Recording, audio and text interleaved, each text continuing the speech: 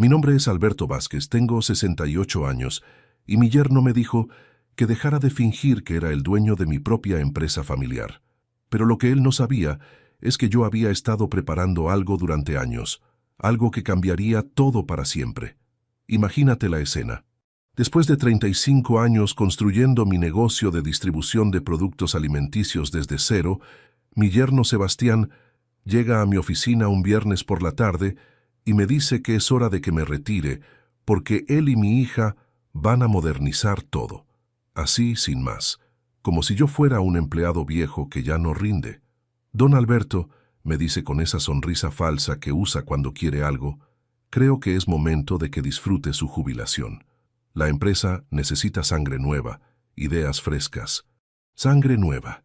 Esas palabras me dolieron más que cuando me rompí 3 costillas en un accidente hace 10 años, cargando mercadería para sacar adelante esa misma empresa que ahora él quería que fuera suya. Pero acá viene lo interesante. Yo nunca le conté a Sebastián sobre las propiedades comerciales que compré hace 15 años en diferentes ciudades. Propiedades que ahora valen una fortuna porque están en zonas comerciales estratégicas. Tampoco sabía sobre las inversiones que hice en el extranjero. Dinero que moví discretamente durante años para proteger el patrimonio familiar. Mientras él me explicaba por qué tenía que hacerme a un lado en mi propia empresa, yo lo miraba y pensaba, muchacho, no tenés idea de lo que acabas de hacer. Esa noche, sentado en el escritorio donde había firmado miles de contratos, donde había llorado cuando murió mi esposa Elena, donde había celebrado cada logro de mi hija Mónica, tomé una decisión que cambiaría el destino de todos. No iba a pelear por quedarme donde no me querían, no iba a suplicar respeto en mi propia empresa, y sobre todo, no iba a dejar que mi yerno descubriera demasiado tarde lo que realmente había perdido. Al día siguiente, cuando Sebastián vino a la oficina esperando mi respuesta sobre la jubilación, yo ya había hecho varias llamadas muy importantes, llamadas que él jamás imaginó que podría hacer, porque una cosa es que te subestimen por ignorancia, y otra muy diferente es que lo hagan creyendo que conocen toda tu historia. Y mi yerno estaba a punto de descubrir que había cometido el error más grande de su vida. Escucha esta historia hasta el final y contame qué hubieras hecho vos en mi lugar. También decime desde qué ciudad me estás escuchando, porque esta historia puede pasarle a cualquier familia. Para que entiendas bien cómo llegué hasta acá, tengo que contarte quién era yo antes de convertirme en el suegro al que querían jubilar a la fuerza. No siempre fui el dueño de una empresa próspera. Llegué a esta ciudad hace 40 años con Elena, recién casados y con 500 pesos en el bolsillo. Conseguí trabajo como empleado en una distribuidora pequeña, cargando cajas desde las 5 de la mañana hasta las 6 de la tarde. Elena trabajaba de secretaria en una oficina contable para ayudar con los gastos y yo hacía horas extras siempre que podía. Los fines de semana trabajaba de sereno en una fábrica, porque cada peso extra era importante para nuestros sueños. Queríamos tener nuestra propia casa, nuestros hijos, nuestro negocio. Cuando nació Mónica, yo ya había empezado a entender cómo funcionaba el negocio de distribución. Veía las oportunidades que mi jefe no aprovechaba, los clientes que perdía por falta de atención, los productos que podrían venderse mejor con una estrategia diferente. Elena me decía, Alberto, vos tenés visión para esto, algún día vas a tener tu propia empresa. Y tenía razón. Trabajé como empleado durante 8 años, aprendiendo cada detalle del negocio. Cómo manejar proveedores, cómo tratar clientes, cómo administrar inventarios, cómo hacer que los números cierren mes a mes. Mientras otros empleados se quejaban del jefe o llegaban tarde, yo estudiaba cada movimiento, cada decisión, cada error. Cuando junté suficiente dinero para el capital inicial, renuncié y abrí mi propia distribuidora. Al principio era yo solo con una camioneta prestada y 2 clientes que habían decidido confiar en mí. Elena llevaba la contabilidad en la mesa de la cocina de casa. Mónica, que tenía 8 años, me ayudaba pegando etiquetas en los paquetes después del colegio.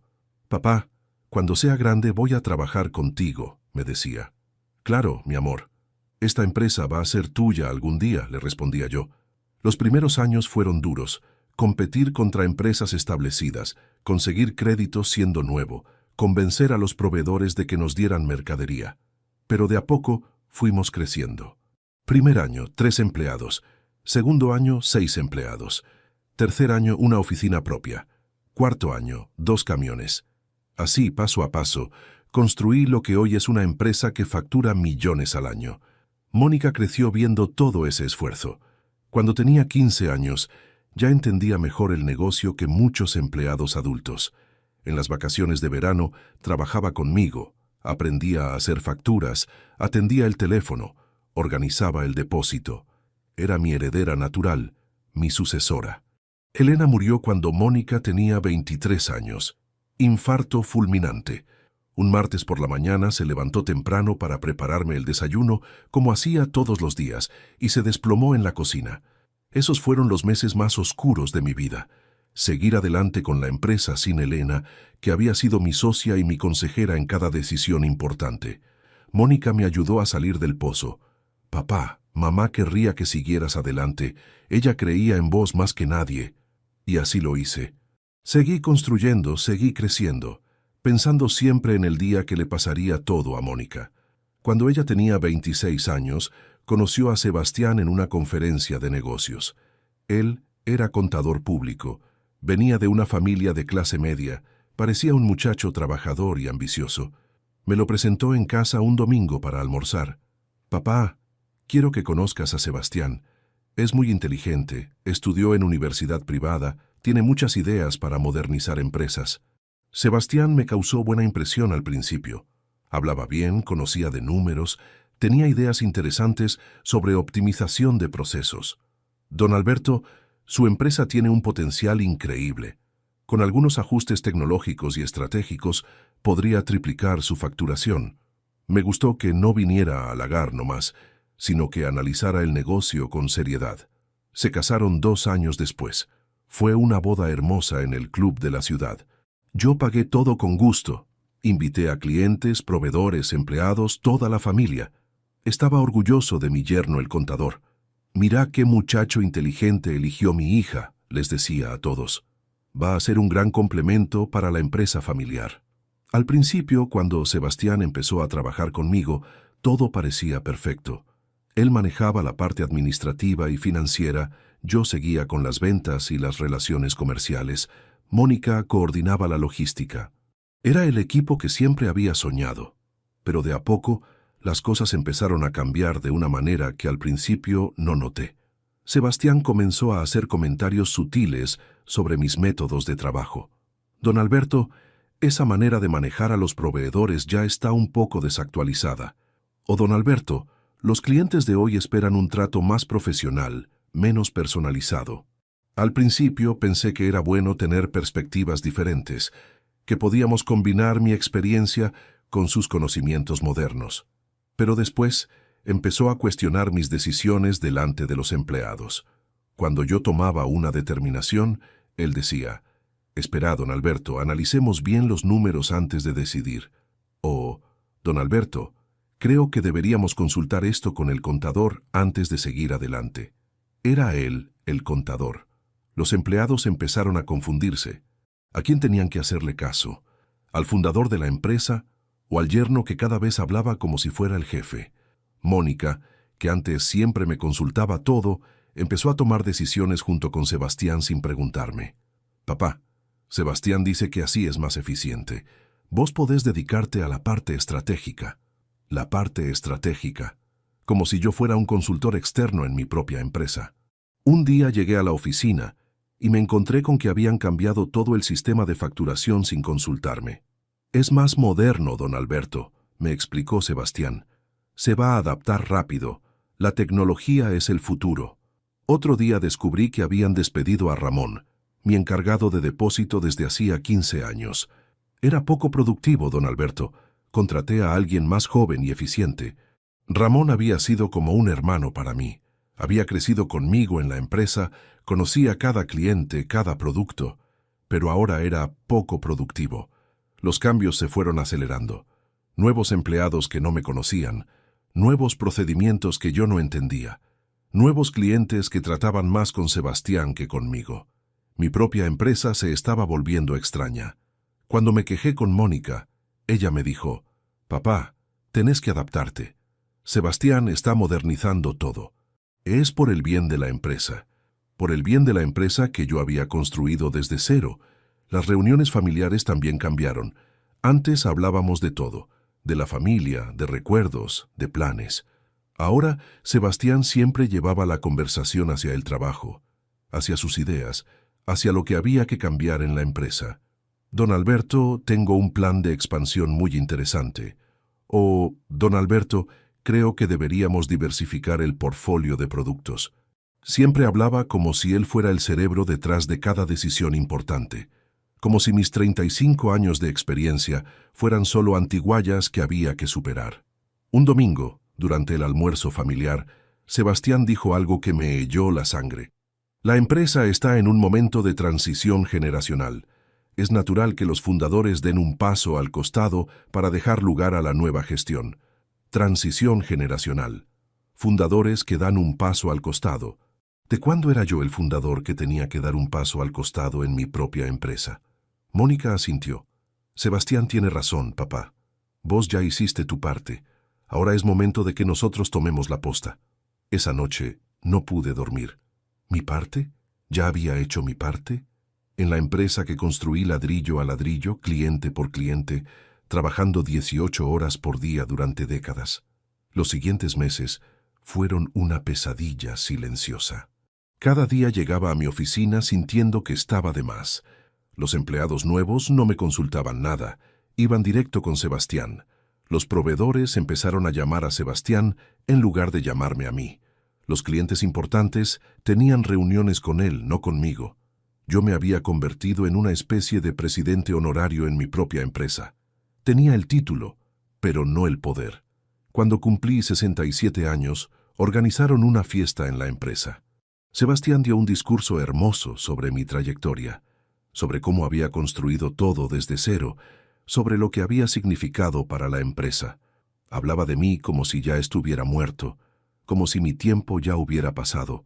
Don Alberto ha sido el fundador visionario que puso las bases de lo que somos hoy, decía. Ahora es momento de que la siguiente generación continúe su legado, como si yo ya fuera parte del pasado. Esa noche, sentado en mi casa vacía, me di cuenta de que había perdido el control de mi propia vida. La empresa que era mi razón de existir se había vuelto ajena. La hija, que era mi orgullo, ahora veía más a su marido que a su padre. El yerno que había recibido como un hijo ahora me trataba como un obstáculo. Pero ellos no sabían algo importante. No sabían que durante todos estos años, mientras ellos creían que conocían toda mi situación, yo había estado tomando precauciones.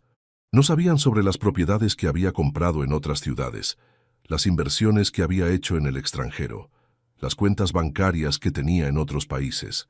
No sabían que había estado preparándome para un día como este, y ese día había llegado. Pero antes de contarte sobre ese viernes fatídico, necesito que sepas algo más sobre cómo llegué a tener tanto dinero escondido. Porque no fue suerte, fue planificación. Cuando empecé mi distribuidora, conocí a un viejo contador llamado Don Esteban, que me dio el mejor consejo de mi vida.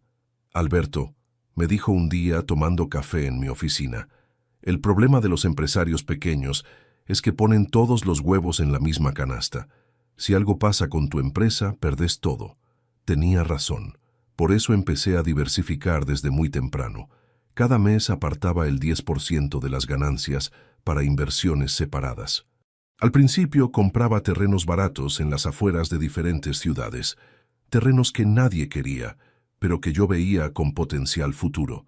Después empecé a estudiar el mercado inmobiliario comercial.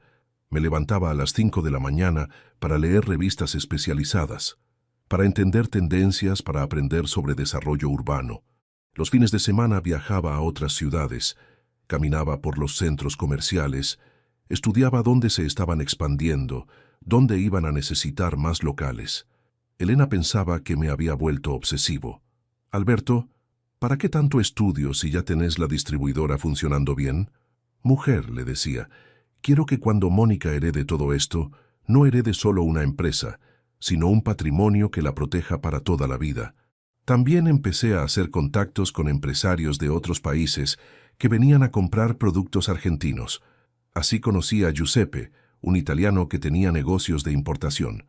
Alberto, me dijo después de varios años de trabajar juntos, ¿por qué no invertís algunos pesos en Europa? Con la inflación que tienen acá, tu dinero se va a proteger mejor afuera. Fue así como empecé a mandar dinero a cuentas en Italia, después en España, después en Uruguay. Pequeñas sumas que al principio parecían insignificantes, pero que con el tiempo y los intereses se fueron multiplicando. Cuando Elena se enfermó, pensé en traer todo ese dinero para pagar los mejores tratamientos, pero ella me dijo, «No, Alberto, yo voy a estar bien con lo que tenemos acá. Ese dinero es para el futuro de Mónica». Elena murió sin saber que habíamos ahorrado lo suficiente como para comprar 10 empresas como la nuestra. Murió pensando que éramos una familia de clase media que había hecho las cosas bien. Tal vez fue mejor así. Después de su muerte, seguí invirtiendo, pero ya no con la misma alegría. Era más una costumbre, una forma de mantenerme ocupado. Cuando Sebastián empezó a trabajar conmigo, varias veces estuve tentado de contarle sobre las inversiones. Este muchacho entiende de números, pensaba. Tal vez me pueda ayudar a administrar mejor todo esto. Pero algo me detenía.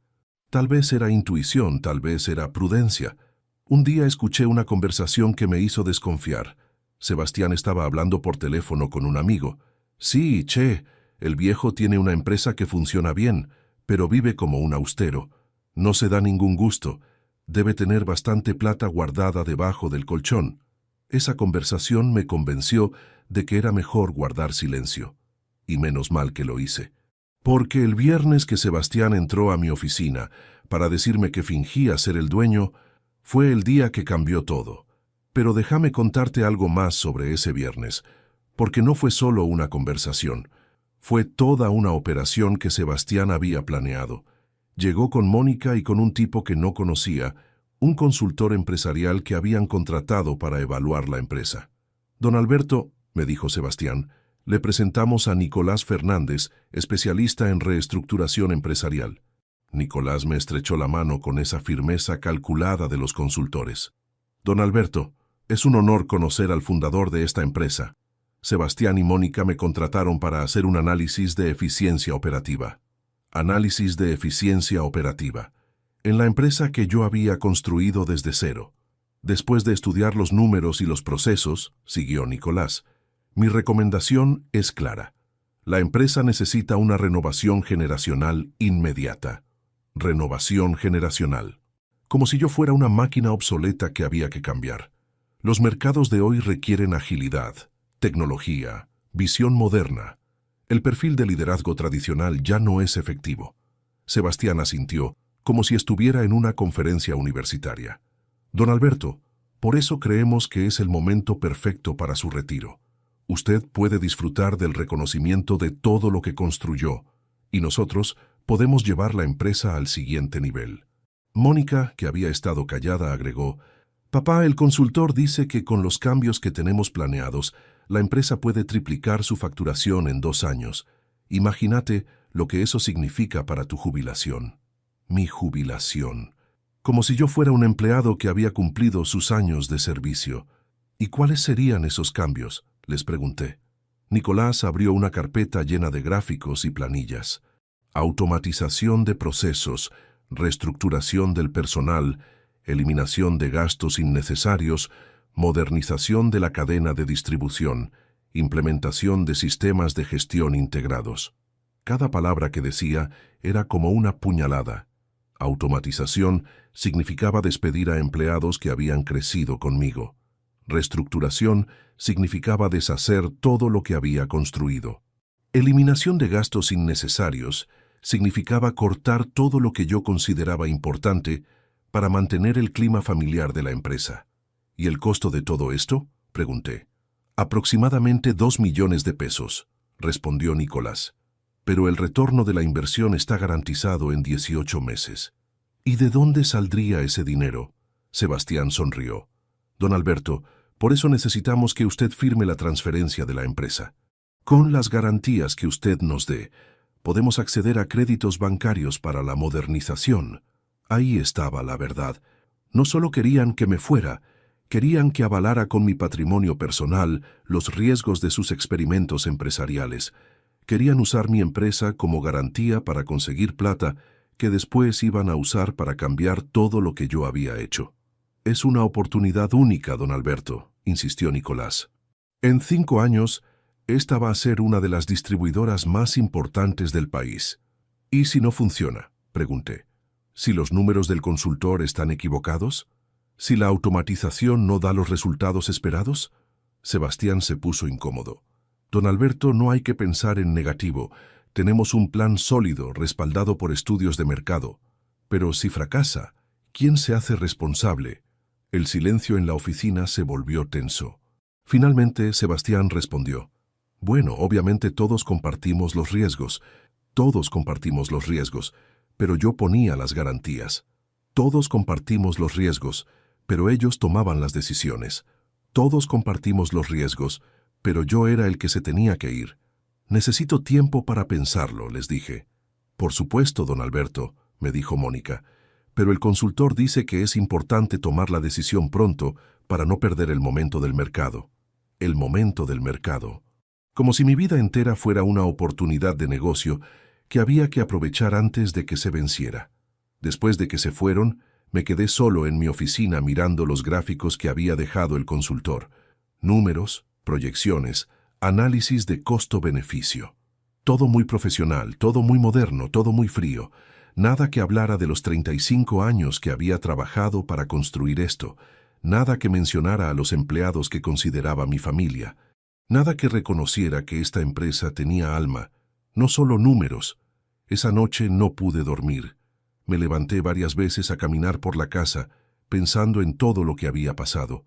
Era verdad que yo me había vuelto un obstáculo. Era cierto que mi manera de trabajar ya no servía. ¿Realmente era mejor para todos que yo me apartara? A las 3 de la mañana tomé una decisión. Fui a mi estudio, abrí la caja fuerte y saqué todos los documentos de mis inversiones secretas. Los puse sobre el escritorio y los miré uno por uno. 40 millones de pesos. 40 millones que había juntado trabajando inteligentemente durante décadas. 40 millones que mi familia no sabía que existían. 40 millones que iban a cambiar todo. Si ellos querían jugar a los números, yo les iba a mostrar números de verdad. Si querían hablar de patrimonios, yo les iba a enseñar lo que era realmente un patrimonio. Si querían tratarme como un viejo que no entendía de negocios modernos, les iba a demostrar que había estado haciendo negocios internacionales mientras ellos todavía estaban en el colegio. El lunes siguiente, llamé al doctor Herrera y le dije, «Doctor, active el plan completo. Es hora de que mi familia sepa quién soy realmente». Don Alberto, me dijo sentándose en la silla frente a mi escritorio, como si fuera él quien me iba a entrevistar. Creo que llegó el momento de hablar seriamente sobre su futuro en la empresa. Su futuro, en la empresa que yo había fundado. Entiendo que esto pueda ser difícil para usted, pero Mónica y yo creemos que ha llegado el momento de su retiro. Se quedó callado esperando mi reacción. Yo lo miré sin decir nada, estudiando su cara. ¿De cuándo este muchacho, que había llegado a mi familia sin un peso, me iba a decir cuándo tenía que retirarme? La empresa necesita una dirección más moderna, más dinámica, siguió. Usted ha hecho un trabajo increíble, pero ahora nosotros podemos llevarla al siguiente nivel. Nosotros, como si él hubiera estado ahí desde el primer día, cargando cajas, durmiendo 3 horas por noche, arriesgando todo lo que tenía. Además, agregó, a su edad debería estar disfrutando de la vida, viajando, descansando. Se lo ha ganado. Se lo había ganado, como si el retiro fuera un premio de consolación por haber construido un imperio. ¿Y cuál sería mi situación económica si acepto retirarme?, le pregunté. Bueno, obviamente recibiría una jubilación muy generosa. Podríamos fijar un monto mensual que le permita vivir cómodamente. Y por supuesto, mantendría el título honorario de fundador. Una jubilación. En la empresa que era mía. Un monto mensual que él decidiría. Y un título honorario que no significaba nada. ¿Cuánto tiempo me das para decidir?, le pregunté. Bueno, no hay apuro, don Alberto. Digamos que para fin de mes podríamos tener todo arreglado. Así empezamos el próximo trimestre con la nueva estructura. Un mes. Me daba un mes para entregarle mi vida entera. Esa noche llamé a mi abogado de confianza, el doctor Herrera, el mismo que había manejado todos mis negocios durante 15 años. Doctor, necesito verlo urgente. Tengo que activar el plan que preparamos hace tiempo. ¿Está seguro, don Alberto? Una vez que empecemos no hay vuelta atrás. Estoy seguro, doctor. Es hora de que mi familia sepa quién soy realmente. Los siguientes días los pasé como si nada estuviera pasando. Sebastián y Mónica siguieron comportándose como si mi retiro ya fuera un hecho consumado. Empezaron a hacer cambios en la oficina, a reorganizar el personal, a tomar decisiones como si yo ya no existiera. «Papá», me dijo Mónica un día, «estuvimos viendo departamentos para vos. Hay uno muy lindo cerca del centro, con portero, cerca de los médicos. Un departamento para mí, como si fuera un anciano al que había que ubicar en algún lado. ¿Y qué va a pasar con la casa?», le pregunté. «Bueno, Sebastián y yo estábamos pensando en mudarnos ahí. Es más grande, tiene mejor ubicación para recibir clientes. Sería como la casa de la familia empresaria. La casa donde había vivido con Elena, donde había criado a Mónica, donde había pasado las mejores y peores noches de mi vida. Ahora sería la casa de la familia empresaria. Y yo tendría un departamento cerca de los médicos». «Está bien, hija», le dije. «Hacé lo que creas conveniente». Se le iluminó la cara. «Sabía que ibas a entender, papá. Sos el mejor padre del mundo». El mejor padre del mundo, que lo decía justo cuando me estaba echando de mi propia vida. Esa noche saqué de la caja fuerte todos los documentos que había estado guardando durante años. Títulos de propiedades en 4 ciudades diferentes, comprobantes de inversiones en el extranjero, estados de cuenta de bancos internacionales, contratos de sociedades que había armado en otros países. Todo lo que había estado preparando para proteger mi patrimonio del día que algo así pudiera pasar. Si mi familia creía que yo era solo el dueño de una distribuidora local, estaban muy equivocados. Si creían que podían jubilarme con una pensión mensual, estaban muy equivocados. Y si creían que conocían toda mi historia, estaban muy equivocados. El lunes siguiente llegué temprano a la oficina e hice las llamadas que cambiarían todo. La primera fue a la inmobiliaria que manejaba mis propiedades comerciales en otras ciudades. «Señora Rodríguez, habla Alberto Vázquez. Quiero que ponga en venta inmediatamente las 4 propiedades. Sí, las 4. A precio de mercado, pero quiero ofertas concretas esta semana». La segunda llamada fue a mi banco en el extranjero. «Quiero repatriar todo el dinero de las inversiones internacionales. Sí, todo. Quiero que esté disponible en cuentas locales antes del viernes». La tercera llamada fue la más importante. Llamé al doctor Herrera. «Doctor, active el plan completo. Quiero que los papeles estén listos para el miércoles y quiero que cite a toda la familia para el jueves a las 5 de la tarde en su oficina». «¿Está completamente seguro, don Alberto? Esto va a cambiar todo». «Doctor, yo construí todo esto para mi familia, pero si mi familia no me respeta, entonces van a tener que aprender a valorar lo que pierden». El martes, Sebastián vino a mi oficina con una carpeta llena de papeles. «Don Alberto, preparé toda la documentación para su retiro. Son solo formalidades legales. Firme acá y listo. Los papeles que me convertirían en un jubilado en mi propia empresa. Los papeles que le darían a él todo el control que había estado buscando». «Sebastián», le dije, «quiero que mañana vengas con Mónica a una reunión en el estudio del doctor Herrera. Hay algunas cosas legales que tenemos que definir antes de firmar nada». «¿Cosas legales? ¿Qué cosas legales?» «Cosas relacionadas con la transferencia de la empresa. El doctor Herrera maneja todos mis temas patrimoniales. Quiere asegurarse de que todo esté en orden». «Perfecto, don Alberto. Mejor que todo quede bien documentado desde el principio». No tenía ni idea de lo que se venía. El miércoles trabajé normalmente, como si fuera un día cualquiera. Pero por dentro sentía una mezcla de tristeza y anticipación. Tristeza por lo que había perdido con mi familia. Anticipación por lo que estaba a punto de pasar. Los empleados me notaron extraño. «Don Alberto, ¿está todo bien?», me preguntó Carmen, mi secretaria desde hacía 10 años. «Sí, Carmen, todo está perfectamente bien. Mañana va a ser un día muy interesante». El jueves a las 5 de la tarde llegué al estudio del doctor Herrera. Sebastián y Mónica ya estaban ahí, sentados en el sofá de la sala de reuniones. Se los veía relajados, contentos, como si fueran a firmar la compra de una casa nueva. «Buenas tardes», los saludé. «Papá», me dijo Mónica, «el doctor Herrera nos estaba explicando los trámites para la transferencia. Todo va a salir perfecto». El doctor Herrera me miró con esa expresión seria que ponía en los momentos importantes. «Don Alberto, ¿está listo para proceder?» «Sí, doctor, estoy listo». «Muy bien». «Señora Mónica, señor Sebastián, antes de firmar cualquier papel, don Alberto quiere que ustedes conozcan algunos aspectos de su situación patrimonial que tal vez desconozcan». Sebastián sonrió. «Por supuesto, doctor. Estamos al tanto de que don Alberto es el propietario de la distribuidora y tiene algunos ahorros. Queremos asegurarle que va a estar muy bien cuidado económicamente. Algunos ahorros». El doctor Herrera abrió una carpeta gruesa y puso varios documentos sobre la mesa. Estos son los títulos de 4 propiedades comerciales que don Alberto posee en diferentes ciudades. El valor total de mercado actual es de aproximadamente 8 millones de pesos. La cara de Sebastián cambió. Mónica se quedó con la boca abierta. Estos son los comprobantes de inversiones que don Alberto tiene en bancos extranjeros. El monto total supera los 12 millones de pesos. Sebastián se puso pálido.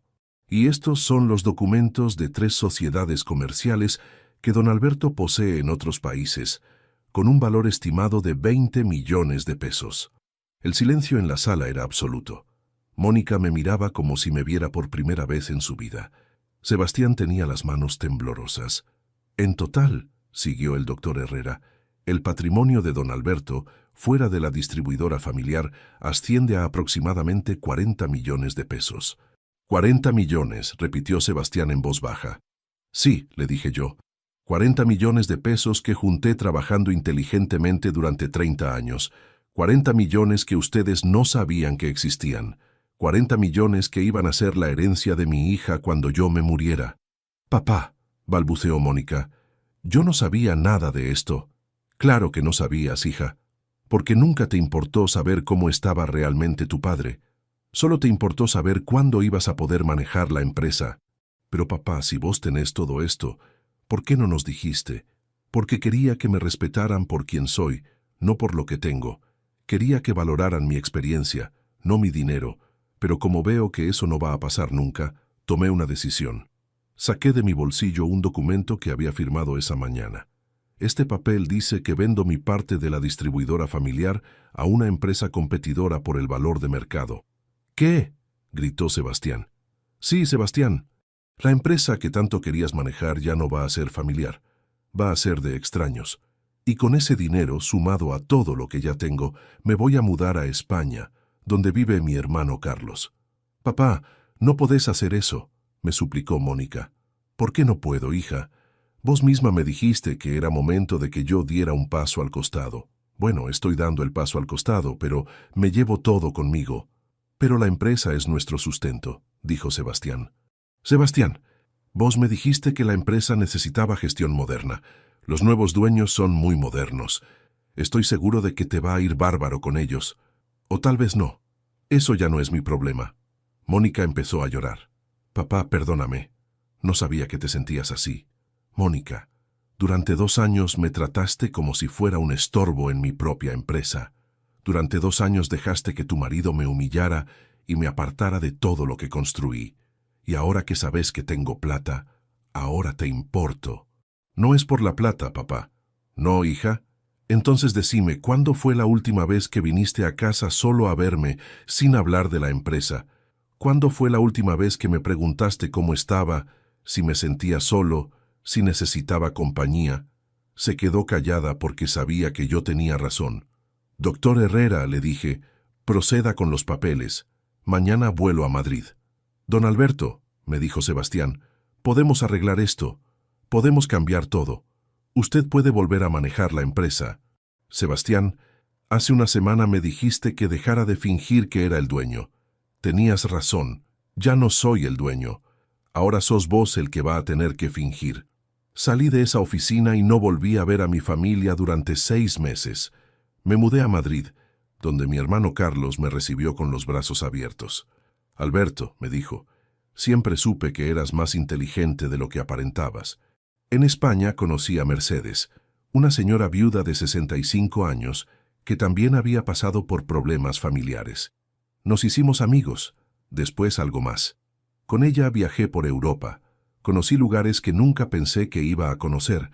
Viví experiencias que nunca había tenido tiempo de vivir. Por primera vez en décadas me desperté sin pensar en la empresa, sin pensar en problemas, sin pensar en gente que no me valoraba. Mientras tanto, por Carlos me enteré de lo que pasaba en mi ciudad. La empresa competidora que había comprado mi distribuidora la fusionó con la suya y despidió a la mitad del personal, incluido Sebastián. Mónica tuvo que buscar trabajo en otra empresa. La casa familiar la tuvieron que vender porque no podían mantenerla. El departamento que me habían elegido cerca del centro lo alquilaron para tener ingresos extra. Todo lo que habían planeado para mi retiro lo tuvieron que usar para sobrevivir ellos. Sebastián me llamó varias veces a España. Don Alberto, cometí un error terrible, ¿podemos hablar? Pero yo ya no era don Alberto para él. Yo era Alberto, un hombre libre que había decidido vivir para sí mismo. Hace 2 meses volví a mi ciudad para resolver algunas cuestiones legales. No avisé que venía. Fui directo al hotel donde siempre me hospedaba cuando visitaba clientes en otras ciudades. Esa tarde caminé por el centro y me crucé con Ramón, mi ex encargado de depósito. Don Alberto, ¿cómo está? Qué alegría verlo. Nos tomamos un café y me contó todo lo que había pasado. Don Alberto, toda la ciudad habla de lo que pasó. Algunos dicen que usted hizo mal, pero la mayoría dice que hizo lo que tenía que hacer. ¿Y qué pensás vos, Ramón? Don Alberto, yo trabajé con usted 15 años. Usted siempre fue justo conmigo, siempre me respetó. Si su propia familia no lo respetaba, hizo bien en irse. Esa noche Mónica se enteró de que yo estaba en la ciudad. Me llamó al hotel llorando. Papá, por favor, necesito verte. Necesito pedirte perdón. Acepté verla en el lobby del hotel. Llegó sola, sin Sebastián. Se veía mayor, cansada, como si hubiera envejecido 5 años en estos meses. Papá, me dijo, perdóname. No sabía lo que estaba haciendo. No sabía lo importante que eras para mí hasta que te perdí. Mónica, yo siempre fui importante para vos. Lo que pasa es que lo diste por sentado. Creíste que yo iba a estar ahí siempre, aguantando cualquier cosa porque era tu padre. Tenés razón, papá. Sebastián y yo nos equivocamos. Él me llenó la cabeza con ideas de modernización, de eficiencia, y yo me dejé llevar. ¿Y dónde está Sebastián ahora? Se fue, papá. Cuando perdió el trabajo y se enteró de que vos tenías tanto dinero, se volvió loco. Me culpaba a mí por haber perdido todo. Al final resultó que solo le interesaba la plata. ¿Y qué vas a hacer ahora? No sé, papá. Estoy trabajando en una empresa de logística. Gano bien, pero no es lo mismo que tener lo nuestro. Mónica, lo nuestro se perdió el día que decidiste que yo estorbaba. ¿No hay ninguna posibilidad de que volvamos a empezar? La miré a los ojos y vi a mi hija, no a la mujer que me había echado de mi propia empresa. Mónica, yo ya empecé de nuevo. Tengo una vida nueva, una compañera nueva, proyectos nuevos. Soy feliz por primera vez en años. ¿Significa que no me perdonás? Te perdono, hija. Pero perdonarte no significa volver al pasado. Significa entender que vos también tenés que aprender a vivir tu vida sin depender de lo que yo construí. Nos despedimos esa noche en el lobby del hotel. Fue un adiós diferente al de hace 6 meses. Esta vez nos abrazamos. Esta vez lloramos juntos, pero ambos sabíamos que ya no éramos la misma familia de antes. Al día siguiente volví a Madrid, donde Mercedes me esperaba con una sonrisa y un mate recién cebado. ¿Cómo te fue, mi amor?, me preguntó. Me cerré un capítulo que tenía abierto hace mucho tiempo, le respondí. Con el dinero de la venta de la empresa y mis otras inversiones, Mercedes y yo compramos una casa pequeña en un pueblo cerca de Toledo. Tenemos un jardín donde cultivo tomates y lechugas, algo que nunca había tenido tiempo de hacer. Los domingos vienen a almorzar los hijos de Mercedes con sus familias. Ellos me tratan como si fuera su padre de toda la vida. Don Alberto, me dice su hijo mayor, Cuéntenos otra vez cómo empezó su empresa desde cero. Y yo les cuento, pero ya no con nostalgia, sino como una historia que me gusta recordar. También empecé a dar charlas en universidades sobre emprendimiento. Los jóvenes me escuchan con atención cuando les hablo de visión, de persistencia, de cómo construir algo desde la nada. Profesor Alberto, me dice siempre una estudiante que se llama Ana, usted nos inspira a creer que se puede empezar las veces que haga falta. Y tiene razón. A los 68 años descubrí que se puede empezar de nuevo, que nunca es tarde para elegir quién merece estar en tu vida, que el respeto no se mendiga, se gana y se exige. Mercedes me dice seguido, Alberto, desde que te conocí, nunca te vi amargado por lo que pasó con tu familia. Es que no hay lugar para la amargura cuando estás construyendo algo nuevo. Le respondo, lo que pasó con Mónica y Sebastián me dolió, pero también me liberó. El mes pasado recibí una carta de Mónica. Me contaba que había conocido a alguien nuevo, un ingeniero que la respeta y la valora, que estaba empezando un pequeño negocio de logística con los ahorros que había juntado trabajando. Papá, me escribía, estoy aprendiendo a construir algo por mí misma, sin depender de lo que otros hicieron antes que yo. Tal vez era eso lo que tenía que aprender. Le respondí deseándole lo mejor, pero sin prometerle nada más que mi cariño a la distancia. Porque el amor no significa aguantar cualquier cosa, significa desear lo mejor para la otra persona, aunque eso no te incluya. Hace una semana me llamó Carlos desde Madrid para contarme algo curioso. Alberto, ¿sabes quién vino a preguntar por vos? Sebastián. Está trabajando de empleado en una distribuidora acá en España. Parece que se enteró de que vos vivís acá. ¿Y qué le dijiste? Le pregunté. Le dije que no sabía nada de vos, que tal vez habías viajado por Europa y ya no vivías acá. Hiciste bien, hermano. Esa parte de mi vida ya terminó. Sebastián había viajado hasta España buscándome, seguramente con algún plan para recuperar lo que había perdido. Pero yo ya no era el suegro al que podía manipular. Esta mañana, mientras regaba los tomates en mi jardín, pensé en todo lo que había pasado en estos 2 años. Perdí una empresa que había construido durante 35 años. Perdí una hija que creía que me conocía. Perdí un yerno que creía que me podía manejar. Pero gané algo más valioso. Gané respeto por mí mismo. Gané la certeza de que nunca más iba a permitir que alguien me tratara como si fuera un estorbo, sin importar quién fuera esa persona. Gané una compañera que me elige todos los días, no porque me necesite, sino porque quiere estar conmigo. Gané una nueva familia que me recibió con cariño genuino, y sobre todo gané la tranquilidad de saber que puedo empezar de nuevo las veces que haga falta. Cuando Sebastián me dijo que dejara de fingir que era el dueño, tenía razón en algo. Yo estaba fingiendo. Estaba fingiendo que me conformaba con migajas de respeto en mi propia casa.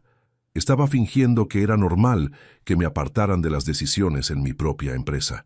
Estaba fingiendo que el amor familiar justificaba cualquier humillación. Pero cuando dejé de fingir, cuando mostré quién era realmente, todo cambió. No solo les mostré que tenía más dinero del que imaginaban, les mostré que tenía más dignidad de la que ellos me reconocían. Les mostré que tenía más opciones de las que me daban. Y vos que me escuchaste hasta acá, vos que me acompañaste en esta historia, quiero que te lleves algo importante. Si alguien te dice que estás fingiendo ser lo que realmente sos, tal vez es momento de dejar de fingir conformidad. Si alguien te trata como si fueras un estorbo en tu propia vida, tal vez es momento de mostrarle lo que se pierde. Si alguien da por sentado que vas a aguantar cualquier cosa porque los querés, tal vez es momento de enseñarle que el amor no es sinónimo de sometimiento. La vida es muy corta para gastarla con gente que no reconoce tu valor. Y nunca, nunca es demasiado tarde para reclamar el lugar que te mereces. Yo tenía 68 años cuando decidí que ya no iba a fingir más. Tenía 68 años cuando elegí mi dignidad sobre la comodidad familiar. Tenía 68 años cuando descubrí que podía ser feliz sin la aprobación de quienes creía que más me querían. ¿Y vos? ¿Hasta cuándo vas a fingir que estás conforme con menos de lo que mereces? ¿Hasta cuándo vas a permitir que te traten como si fueras un personaje secundario en tu propia historia? Contame qué harías vos en mi lugar y decime desde qué ciudad me estás escuchando. porque al final, lo más importante no es cuánto tenés en el banco, sino cuánto respeto tenés por vos mismo. Y ese respeto nadie te lo puede dar ni quitar. Ese respeto solo depende de vos.